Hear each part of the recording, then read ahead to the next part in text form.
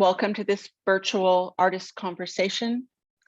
For this, the 8th edition, 8 years already, we have been running Handpicked, which is an annual invitational exhibition at VIVIANEART. My name is Vivian Mayer, and I'm the founder owner of the gallery. And back in 2013, I had this idea, and it's been a highlight of every single year. And this is no exception. Our current Handpicked exhibition continues this precedent of celebrating emerging artists and recent graduates in the Calgary art community. And tonight we're joined by 3 fantastic artists that I believe are on the cusp of greatness. And it's a real joy to share their work with the Calgary community and beyond through our gallery space. The 3 artists joining us tonight are Jasmine MacGregor, Sadia, Fakih, and Josefina Rodríguez Varela. Welcome to the 3 of you. It is wonderful to see your faces here on Zoom, and it is wonderful to go into the gallery and see your work each and every day. The exhibition is curated by a guest curator as well, who is here with us and is going to lead the conversation tonight, and that is Jenna Kleinwaller. And just before I introduce Jenna and hand over to her, I want to give a shout out and a thank you to the people who join these Zoom conversations, watch them after the fact on our Facebook, Instagram, and YouTube channels, because it's been a real challenge over the last 2 years to stay engaged in this art business and to stay connected with our community. And it is only because of the willingness of artists, like these 3 artists here, and the willingness of our community to engage through those channels that we're able to feel like we're actually reaching our people. So a shout out and thank you for continuing to stick with us.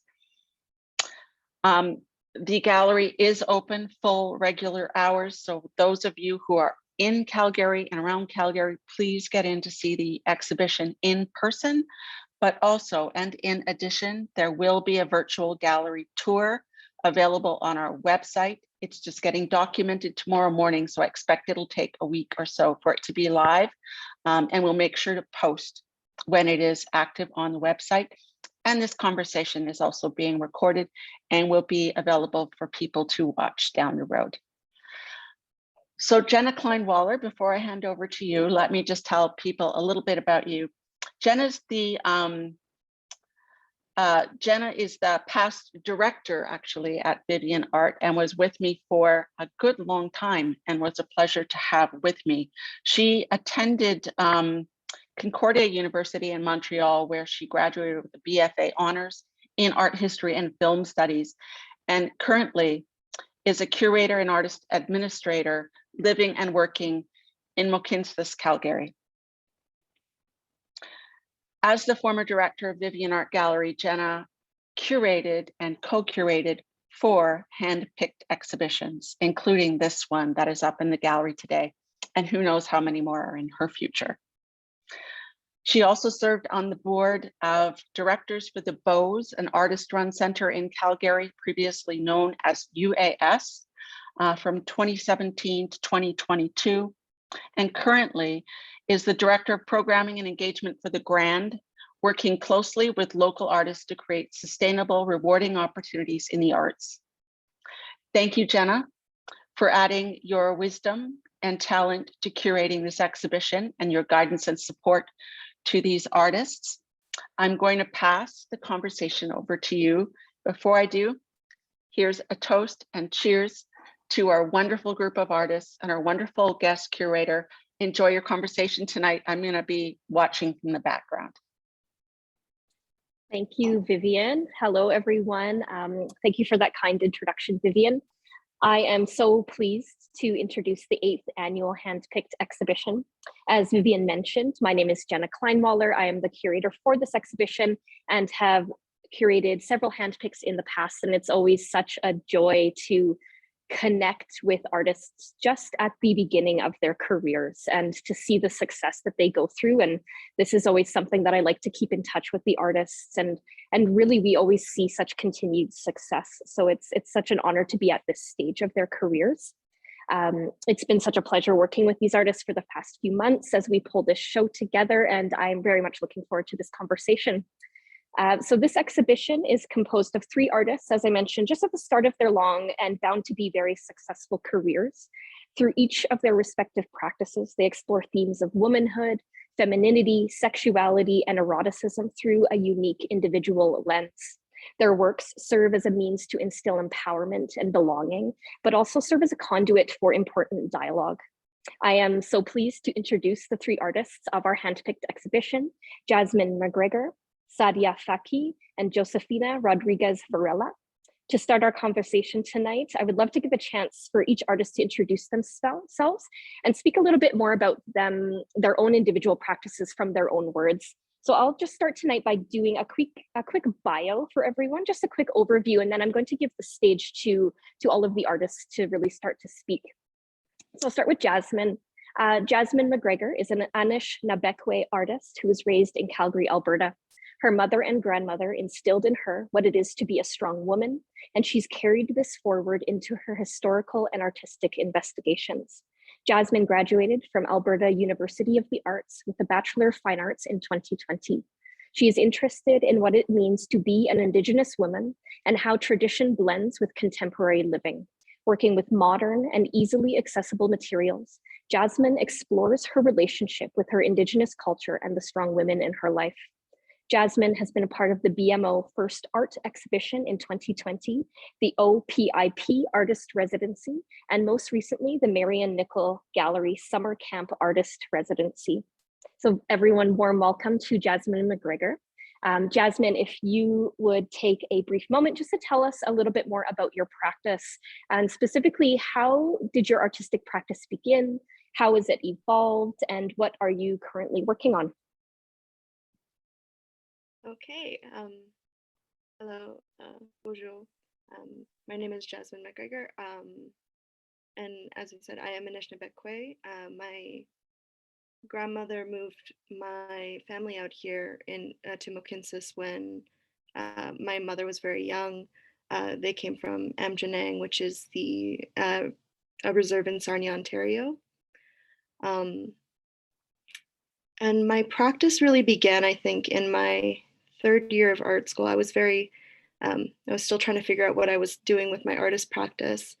And I had a class that kind of woke me up to a realization of how unengaged I was with my own identity. And that sent me into a little bit of a spiral of worry, of wondering what it meant to be who I was, what my heritage meant. And I began to do investigations into how I felt about being Indigenous, but also urban. And it led me to something that I could easily connect to, which was when I started, it was dream catchers, because my grandmother used to make them. My mom made quite a few, and I've always had those around. And it became an easy, accessible way for me to relate to craft and art into my practice, and also my identity, reading about what it meant, what dreamcatchers really represented, discovering that kind of correlation between colonization and the commercialization of Indigenous art, which has led me now into beading, which you can see. These are actually what I've been working on most recently, is my cultural band-aids, which are, for me, it is the process that takes, I think, the most work and the most time and the most effort, because it's the process that gives me that time to reflect on what it means to heal through cultural practice. But also, at the end, I'm left with a representation of that healing, even if it's quite small. These are stitched on, well, these are actually holding together a pair of jeans that I own, that have been ripped. They were bought ripped already. I ripped them more just through wear and tear. And in trying to repair them, I'm trying to blend that my cultural identity with the way I was raised and the way I grew up, which was very urban. And yeah, I think that kind of covers most things. I guess speaking specifically about my work obviously revolves quite a lot about identity, which being a feminine person or feminine presenting person obviously brings ideas of that femininity, that sexuality, womanhood, what it means to be a woman. So yeah, and that was what I explored in my art. Yeah. Thank you so much, Jasmine. And we'll have plenty of time to kind of speak more in more specifics as well. So, but thank you for that wonderful overview. So I'll move into Sadia. Sadia Fakih's work explores cultural hybridity, displacement, intersectionality, and the surreal.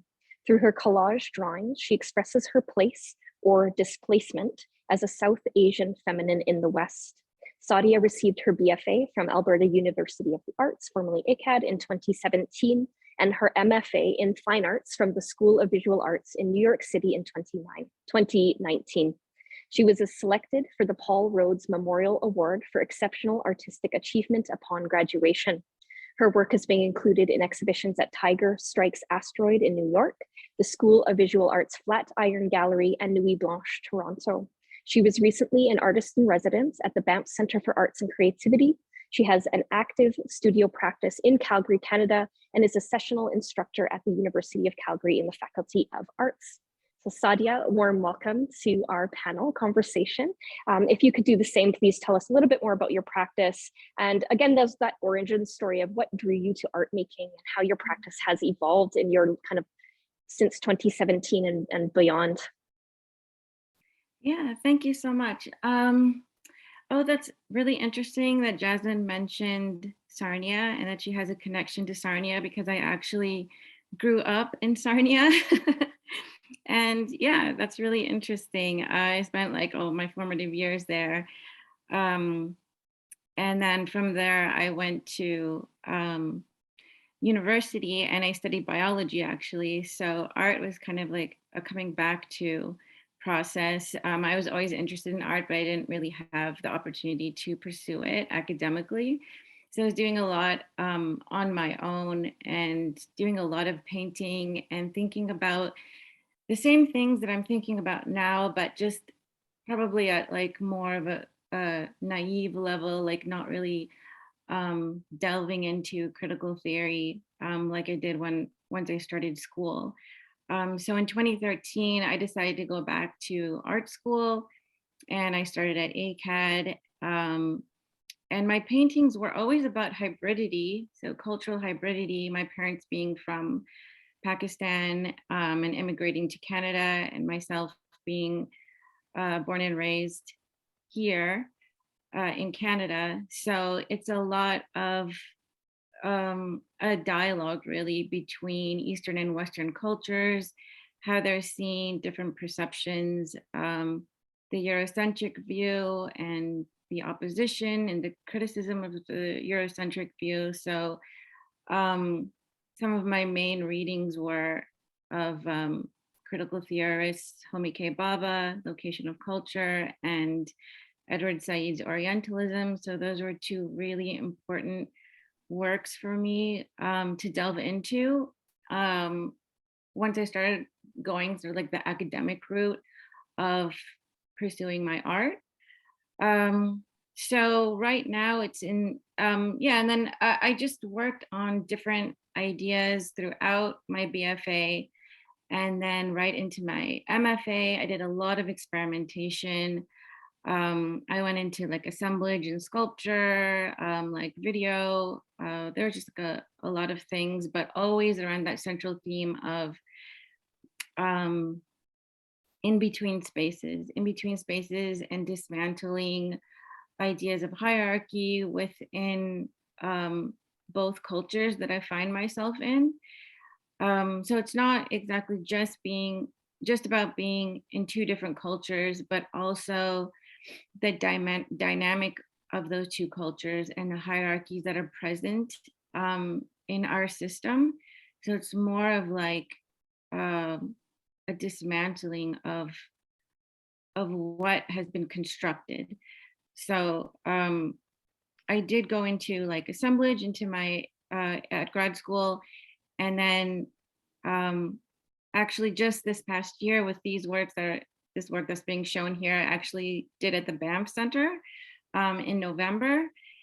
And yeah, so I wanted to go back to a narrative and a storytelling with my work, still on the idea of cultural hybridity, as well as the idea of intersectionality. So in terms of like the feminine and the erotic and womanhood, intersectionality is really important in my work as a South Asian woman, and those overlapping layers of marginality. So you have, like race, and then sex and gender, all kind of like coming together, religion even coming together and conflating and making everything even more complicated.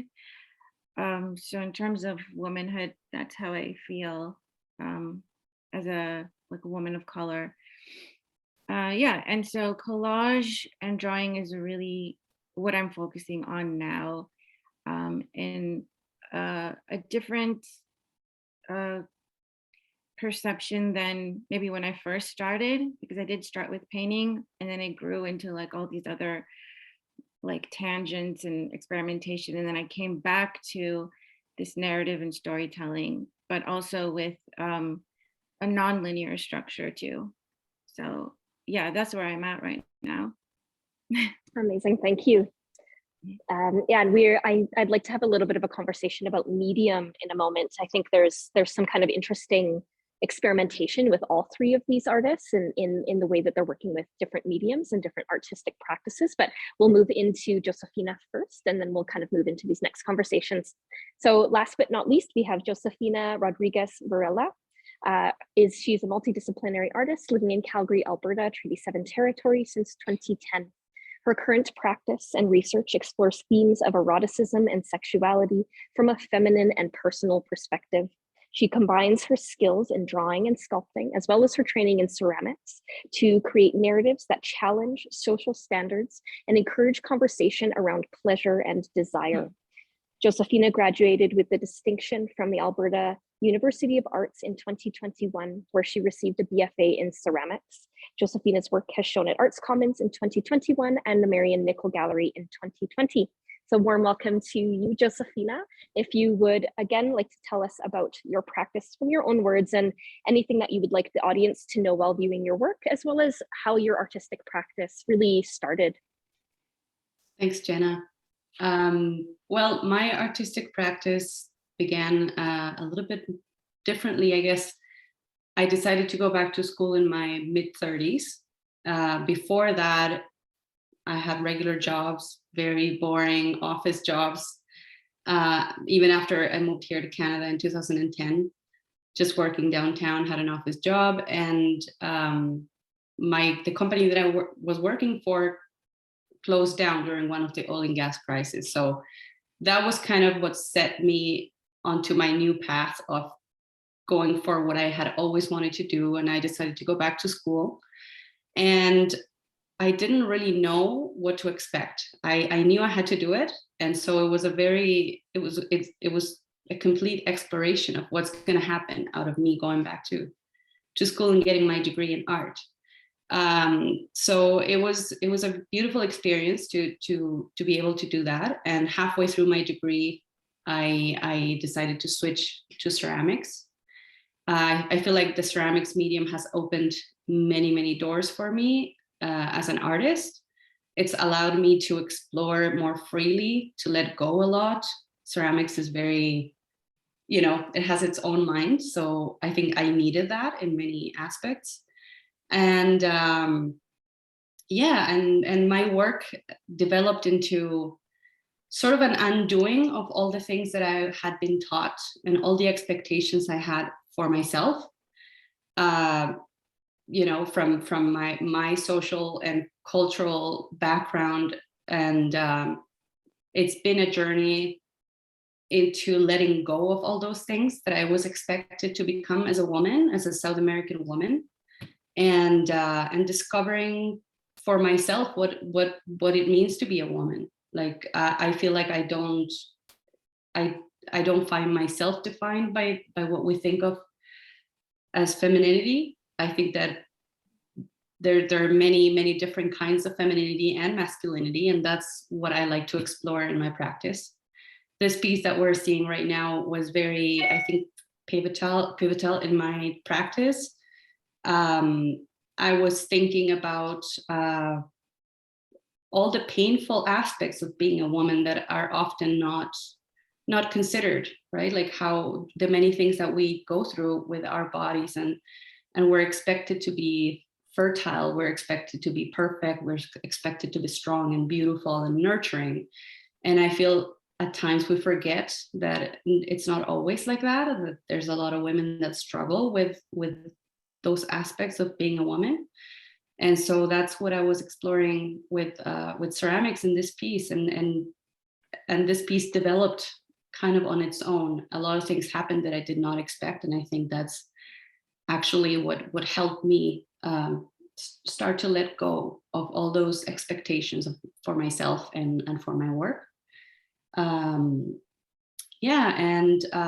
Since then I've been pushing those things further and trying to go into those spaces that are a little bit uncomfortable to uncover and sort of dig into what, why don't we talk about pleasure? Why don't we talk about desire as women? Why are we so ashamed of embracing those things? And as men as well, like I've started to question like why, like the expectations that we as women have from men and vice versa, and beginning to like explore what other things could be, what other things I wish femininity and masculinity could mean for people. And that's where I find myself at the moment. Amazing, thank you.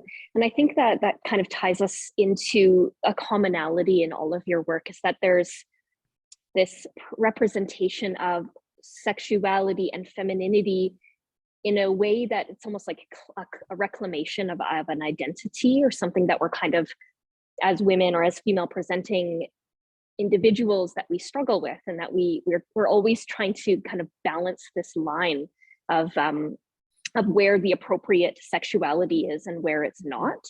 Does anyone else want to kind of speak about the representation of sexuality and eroticism in the work? I think that it's present in all of our artists' work in this exhibition. I'm throwing you on, I'm just kind of throwing that one in.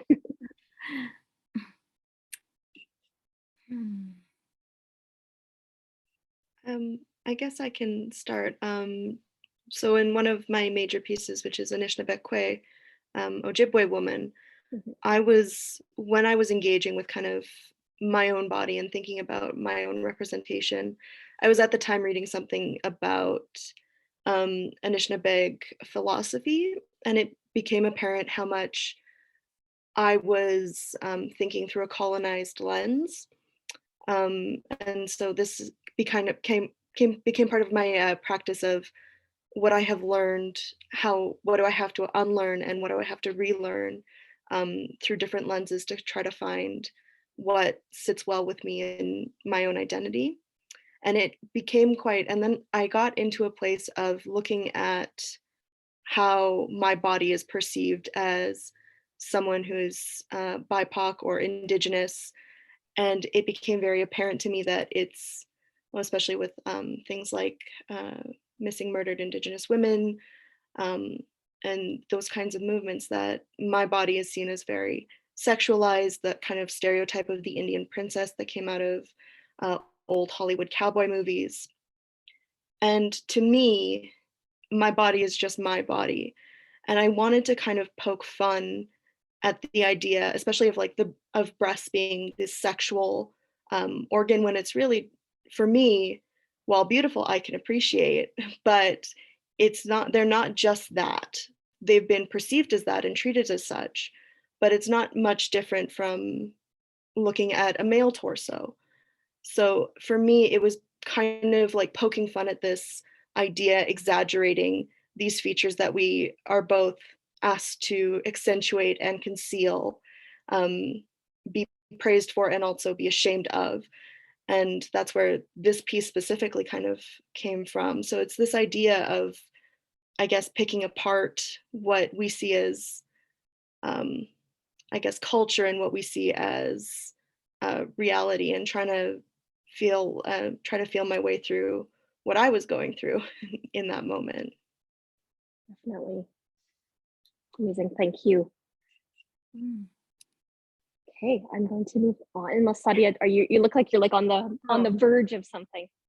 Well, I was just gonna add to that just a little bit, but I think Jasmine did a good job of talking about sort of like the reclamation of like womanhood or eroticism and what that means. But yeah, I was just gonna add to that sort of like the reversal of the gaze, or taking back that perception and having ourselves maybe as our own muse, rather than being subjected to a gaze. So I think when I'm like expressing the female body in my work, yeah, I'm thinking about it as like semi-autobiographical, like the narration of the work, but also something that is my own to express and not anybody else's, because there is the colonial gaze and there is the tradition of the gaze on like the Eastern woman or the woman in a harem, the odalisque. So I've done a lot of research and study on the odalisque during the colonial period, and just a reversal of that and taking, empowering the woman or the Eastern woman in that way. Thank you.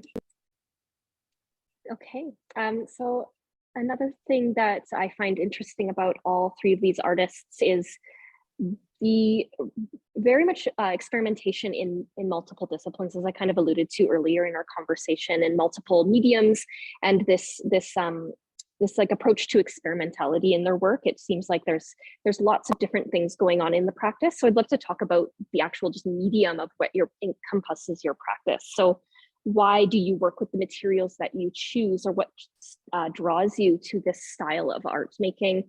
If you have a favorite material that you work with, or any materials that you want to explore in your practice in the future. Like I know, Sadia, for example, you're working with sculpture coming up, and that's something that you've been working with more and more. So I'd love to hear from everyone on those materials that you're working with currently. Sure.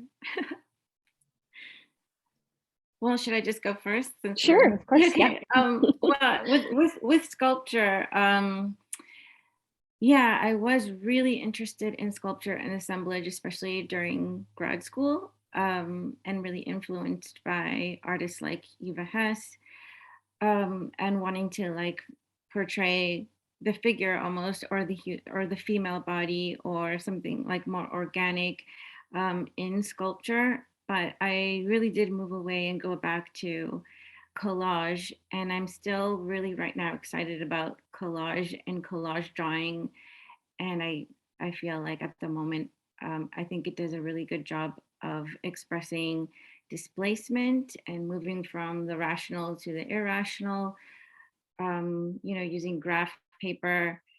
Like you can see here, I use isometric graph paper as well as regular graph paper, vinyl, photography, to insert into this black space, which is representative of this liminal dream space, like this in-between space of the unknown, and like reconstructing ideas there. So I'm still really excited about pursuing that, and also the idea of myth making, building my own mythology is really interesting to me in this like non-linear sense. So yeah, that's what I'm excited about.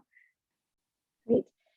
And Josefina, I know that your practice, you use photography as well as ceramics. Do you want to speak a little bit more about your material?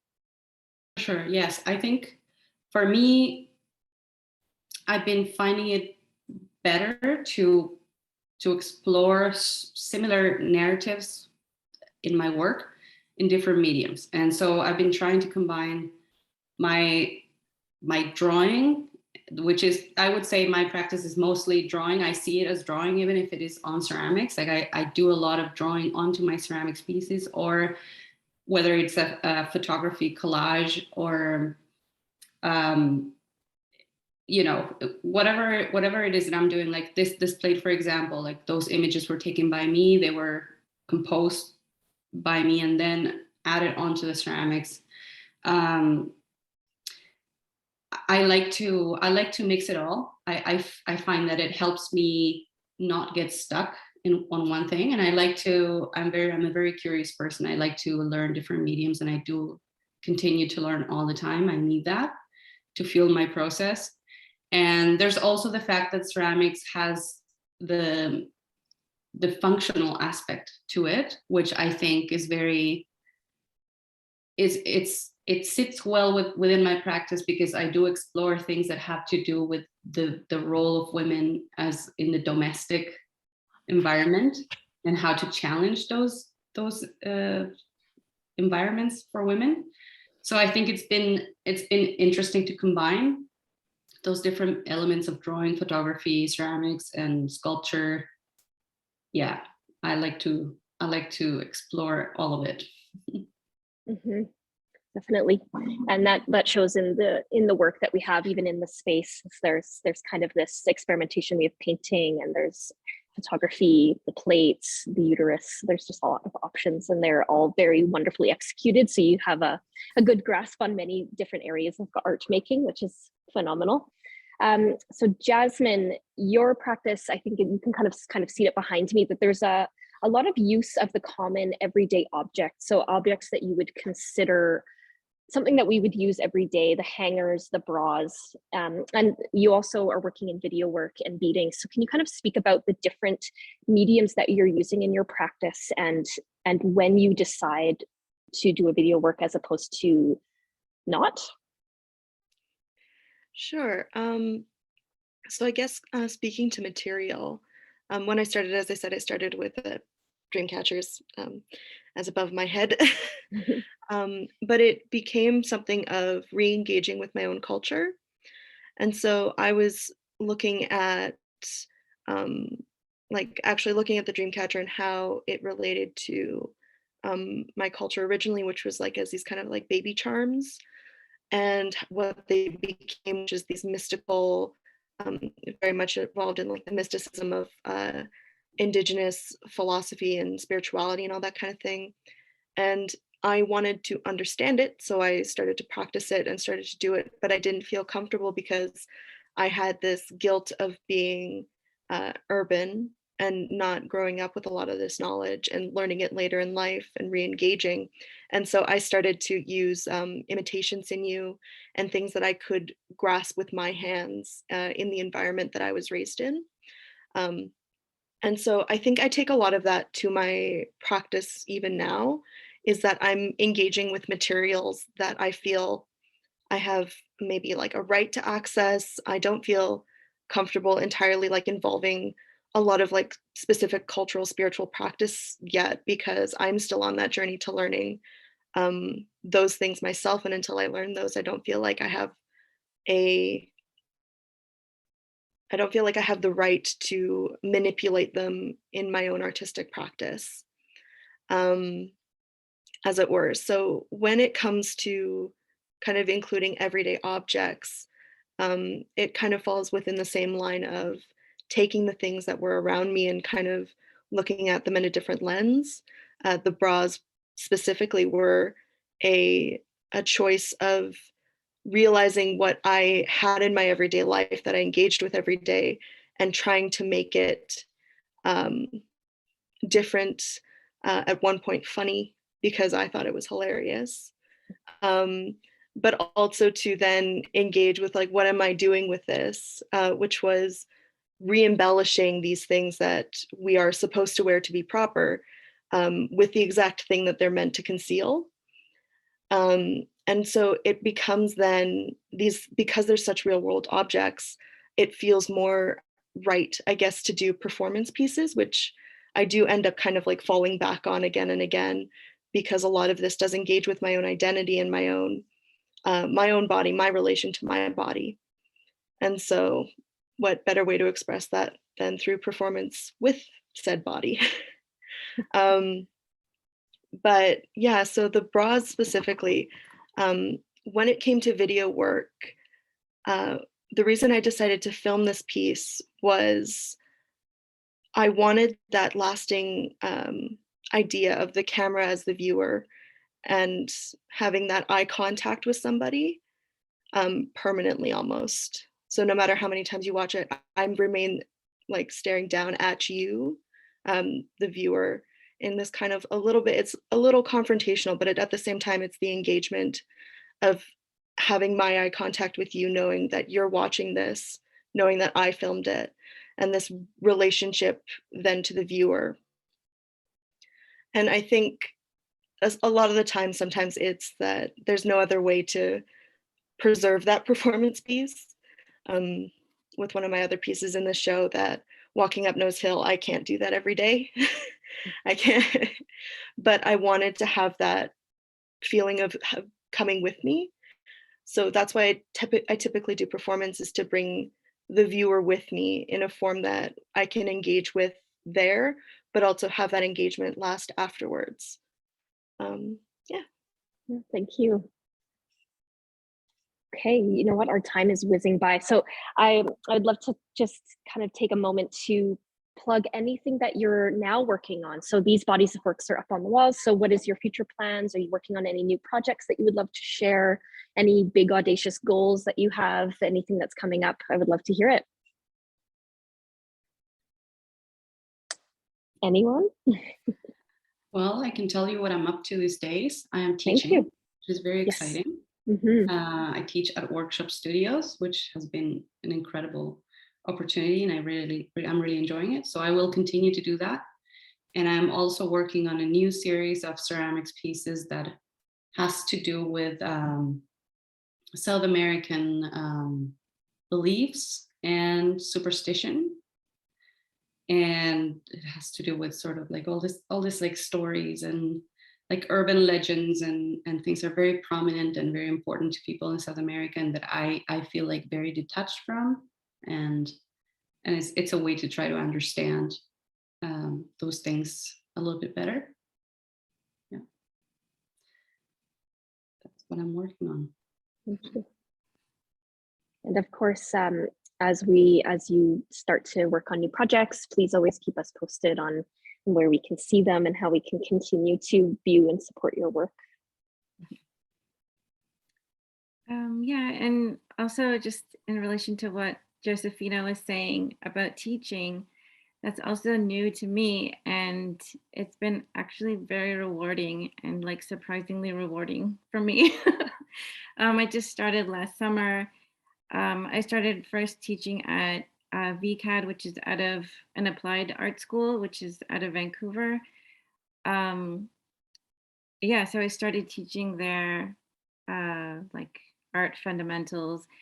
And then I just started teaching at the University of Calgary, studio critique and research. I just started last week, and that's also been really amazing so far. I know it's only been a week, but it's yeah, it's just teaching art has been like surprisingly rewarding and exciting, I think, in a way. And then you're also in touch with your practice, your own practice, and it's just something nice that kind of meshes in with your ideas and interests and what you want to do in the future. So I think it's great. It's a great thing to do. Yeah. Great, thank you. Jasmine, anything you'd like to share? Yeah, I guess, well, the cultural band-aids are the thing that I'm most recently working on, is kind of artist multiple, if that's the thing, of just really thinking about that. But also, I am working in a project called Third Spiral, which bringing power to truth, which specifically the group that I'm working with, we're looking at BIPOC Calgarians and anti-racism work in Calgary, and how art can relay the work of anti-racism. So that's starting up again. We went on break for December, but back at it now. So hopefully we see good things coming from that. But yeah. So as well. Great, thank you. So this is the time that I would love to open the floor to our attendees and as well as our other artists. If you have any questions for one another, anything else that you wanted to chat about. I have a few questions here in the Q&A chat box, which I'll kind of hold off if you have anything else, artists, that you would love to ask or speak on. No, okay, I'm going to start and then maybe that will get things rolling here.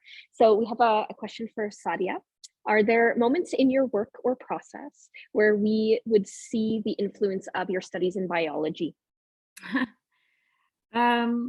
Possibly. Sometimes, perhaps like with anatomical reproductions, possibly in that sense. But I think that biology was something that was interesting at the time. And it was just something that I needed to go into. And I was really young. I was just like right out of high school and decided to go into biology, and because I didn't really know what else to do. And that seemed like the logical thing to do. So I just did it. But then I didn't really use it as, I didn't work in biology at all after I graduated. And it was just art all the time. So I think maybe just like the interest in the body or like life drawing or the processes of the body are really interesting too, and probably are somehow like subconsciously there in my work. But yeah, other than that, not something that I like specifically focus on. Thank you. Okay, I have another question in the chat. So Jasmine, someone is asking if the tartan fabric on the bras has a specific relevance for use, particularly the bra that's in the video work. Yeah, so actually that bra, sorry. So as engaging with identity, I started with something that was easier for me because my grandmother was Indigenous from Sarnia, Ontario. But my grandfather is actually Scottish, and I've actually never met him, never cared to. But I know that identity, like it plays into my identity and how I grew up. And so it's always been an odd trying to balance multiple identities and cultures with who I involve in my life and who I choose to have in my life. So I feel like the bra was meant to kind of have this hint to that part of my identity. And it was also just kind of my own way of, I guess, kind of trying to give acceptance to parts of myself that I don't often look at, which becomes a challenge, I think, overall in my own life. Thank you. Okay, and our last question from the panel or from the chat is Josefina. Can you please talk about the piece Uterus in relation to the idea around the vessel? Yes, yeah, so within ceramics, I think traditionally the vessel is a very gendered object. And I think it's traditionally thought to be feminine, you know, the roundness and like people will compare it to like a woman's body and fertility and the ability to contain and to give. And I disagree 100% with that idea of the gendered vessel. I don't like it. And I think this piece is in part my way of breaking up with that idea of the feminine body as having to be able to contain. This piece exactly, it deals with exactly the opposite, the inability to give life, to create life. And that's how the piece came to be came from like very painful experiences of people close to me who were unable to give birth, and the fact that none of those issues were discussed and acknowledged, and all these women were suffering sort of in silence because it wasn't what their bodies were supposed to do, not naturally. And so I felt like a lot of empathy myself. I don't see myself, motherhood is not part of what I want for my life. I don't see it as a fundamental part of my femininity. So I think this piece brought up very, very interesting conversations because women saw themselves reflected in many different ways when they looked at it. And so, yeah, that's why, like, the broken vessel and what it signifies. Great, thank you. Okay, that's the end of my questions. Is there anything else that anyone was curious about? Okay, well, oh, were you going to say something? No. Oh, yeah, I was going to just, I was going to ask Sadia, where you were just talking about your biology degree, but I've noticed that a lot of your pieces have biomorphic characters and there's a lot of animals. And I was curious to know what the significance of those animals is within your work. Okay. Like I was saying before, that I think, like, if it does come out, it's probably subconsciously.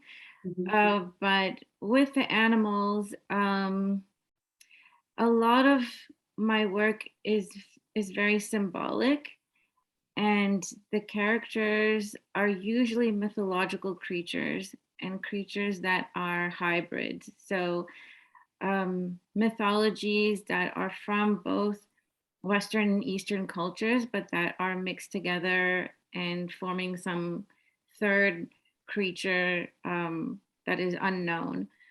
So with cultural hybridity as my main concept, I'm taking mythological creatures in my collage drawing specifically and mixing them together, doing a little bit of research on them, and also finding that these mythological creatures, they were already hybrids of different cultures.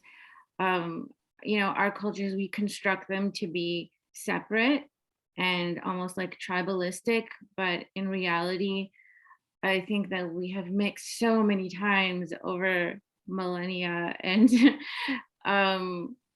everything that's come down to us right now, these legacies that we have, I think they have been mixed over so many times with different cultures. But we just create these constructions of separation. So I'm just pointing to rehybridization of these mythological creatures, and trying to, I think, state that point too, that there's no real origin. Mm-hmm. Thanks. Yeah. Thank you. Okay, well, we are at the wrapping up point. So I want to take a moment to first off thank the 3 artists that took the time, that created this wonderful work. I strongly encourage everyone watching this, anyone watching the recording of this, to please stop by VIVIANEART in Inglewood, Calgary to see these works. The show will be up until February 13th. And they will be adhering to all the COVID rules. So if you would like a private appointment, you can please email Vivian in person and she can make that work for you. Addition, if you're not able to make it in person, please stay tuned for the virtual exhibition tour in the next week or so, which can be viewed at vivianeart.com.